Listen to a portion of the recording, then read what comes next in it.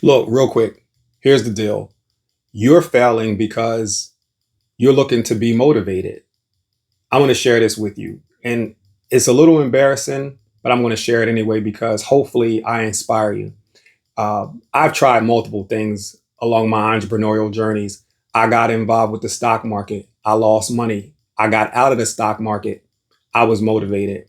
I got into real estate. I lost interest. I got out of real estate. I was motivated. I got into creating a clothing brand. I lost my way.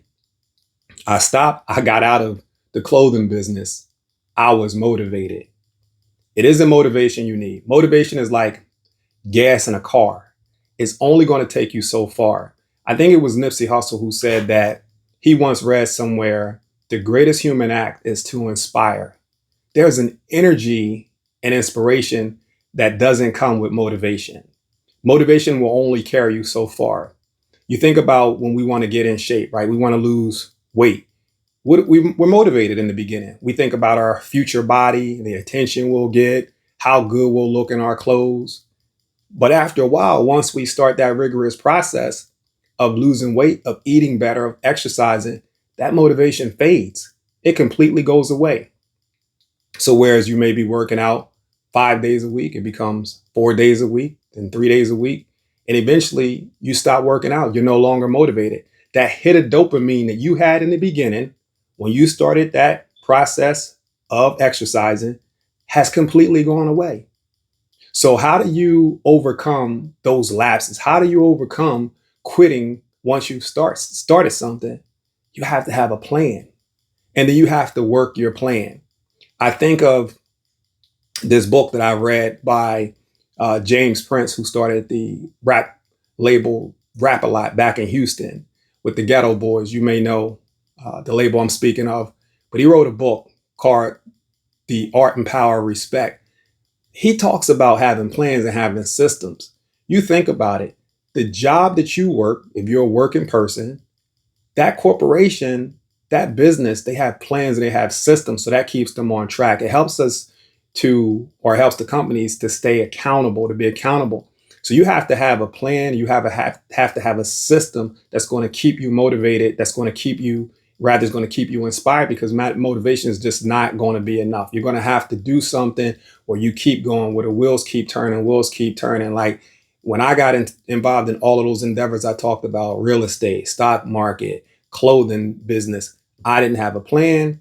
I had no roadmap and I could only run on motivation so much. So I think in a lot of cases, the reason why you're failing is because you're relying on the motivation the same way we rely on gas in a car. And eventually that gas is going to run out.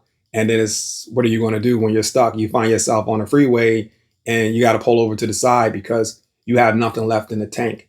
But in order to combat that, have a plan, be inspired, surround yourself with people and organizations that will help you to stay inspired because even that can wane, and then work your plan and go back and recalibrate as much as you can. But do not rely on being strictly motivated. I think of a gentleman that inspires me or has inspired me the most, and that's David Goggins. This guy, if you know his story, David Goggins was mentally, physically, and psychologically abused by his father. His father was a tyrant. David Goggins had ballooned up to 300 pounds and he was virtually illiterate. But if you know the story, this man went on to become one of the most mentally toughest people in the world. He is now a Navy SEAL, or he was a Navy SEAL. I think he's retired, but his videos are all over YouTube. I watched David Goggins' videos, just one particular video, and it was called The Cure for Laziness. I watched that video every day for a year, and it transformed my life. Things that I used to struggle to do, or I used to hesitate to do or procrastinate, I began to do those things, making my bed, tackling tasks that were uncomfortable, exercising. Now I do that with muscle memory. But he became my mentor because of the inspiration. And he wasn't someone who motivated me, he inspired me. So you have to find people who motivate you, and you don't have to go out to lunch with those people. You don't have to physically be in the presence of those people. It may be a book. It may be a YouTube video that you can watch every day for a year, but it's just a system and it's an energy that you put in front of you that you can follow as a catalyst.